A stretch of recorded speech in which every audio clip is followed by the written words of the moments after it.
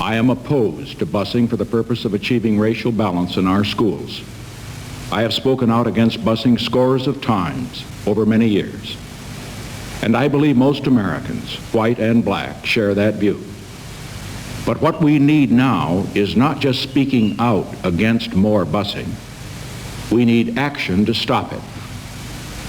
Above all, we need to stop it in the right way, in a way that will provide better education for every child in America in a desegregated school system.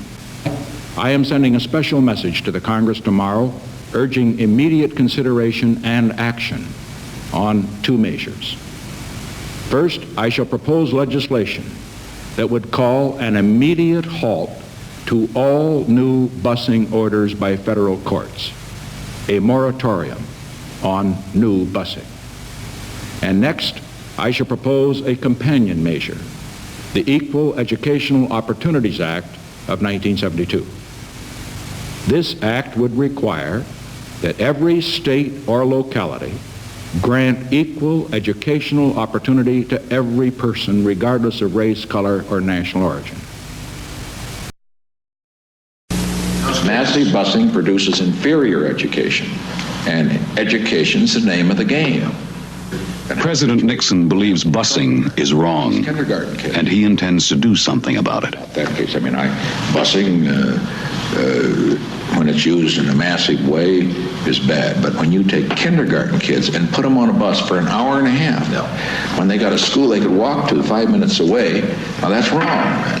It's wrong for the white children. It's wrong for the black children. That will have the effect of creating hatreds among the kids.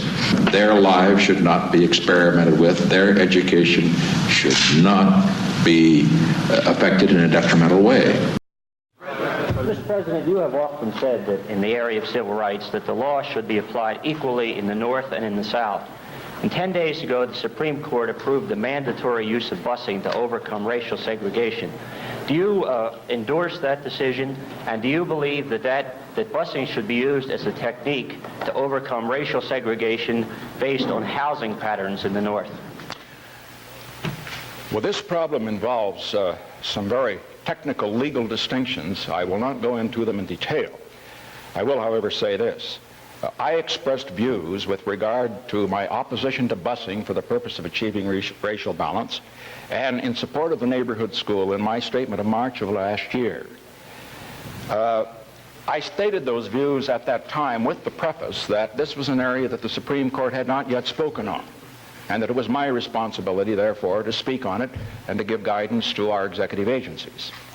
Now that the Supreme Court has spoken on that issue, whatever I have said that is inconsistent with the Supreme Court's decision is now moot and irrelevant. It was a rare public appearance for former President Nixon, the occasion of fundraising golf tournament sponsored by the Teamsters Union. Nixon told reporters, "I'm just fine, and I'm going to play good golf today." Nixon paid a $650 entry fee to play in the tournament, the proceeds going to a home for the retarded in Illinois.